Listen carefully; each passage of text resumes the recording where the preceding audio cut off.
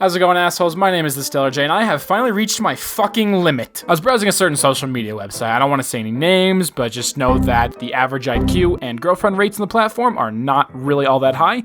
Case in point, me.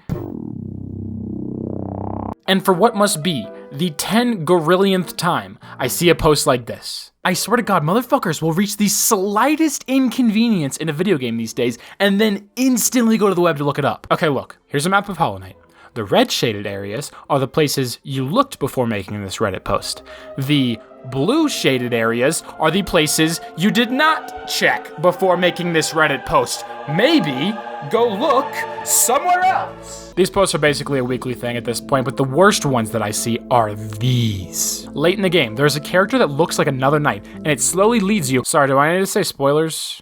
The game's like 5 years old. Whatever, skip to the time frame for no spoilers. It slowly leads you bit by bit to the dark caverns of Deepness until finally it transforms into this sick, disgusting abomination of nature. Burn in hell, demon! It's a boss fight. It's like the coolest fucking boss build-up in the game, and people will just ruin it for themselves. Look at this guy. Look at him. Guys, is this a bug? Why is this happening? My game's not modded. How can there be another player? Maybe if you just fucking went over there, you might find out. Fortunately, this guy posted it in a period of time when the Hollow Knight community was not in a state of complete mass hysteria, and they didn't spoil it. It comes in waves, I noticed. Every couple of months, these guys go insane theory crafting about Silksong release dates. They start analyzing the verbal patterns of Team Cherry interviews to see if they secretly left a message about the release date written in Morse code on a spectrograph of like the fucking jumping audio or something. There was one month where they literally all unanimously pretended that Silksong had been released, like sharing tips and shit. And then they had a couple posts where they exchanged with the Titanfall 2 subreddit, who was coincidentally also pretending that their sequel had come out. Ladies and gentlemen, what no bitches really does to a motherfucker.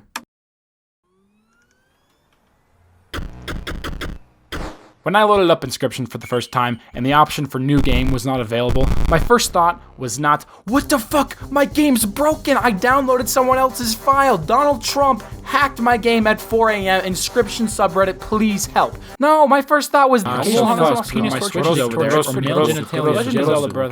the massive Sorry, I'm still learning how to tune those guys out. My first thought was actually this. Oh, that's cool. I wonder why it's like that. And then I continued to play the game until I discovered why things were like that, and it was the best gaming experience I had in the last year. Same thing with Doki Doki Literature Club. After hearing about it from a friend, I found it on Steam and played it. Imagine if I looked up why it's marked with psychological horror. I would have spoiled the entire fucking game. Imagine how many dope-ass moments you are risking spoiling for yourself by looking up secrets or answers to puzzles. When I was a kid, I played a shit ton of Zelda games, like literally all the fucking Zelda games. Like I was addicted. I had a Wii with a GameCube adapter, I had a Game Boy, a DS, and eventually a Wii U. But most importantly, I did not have a cell phone or a computer. If you got stuck in a dungeon, tough shit. Good fucking luck, asshole. You gotta figure that shit out on your own or wait 8 months until the Scholastic Book Fair and pray to Jesus that your mom gave you enough money for one of those guidebooks. But if you actually figure it out, the feeling is incredible. To this day,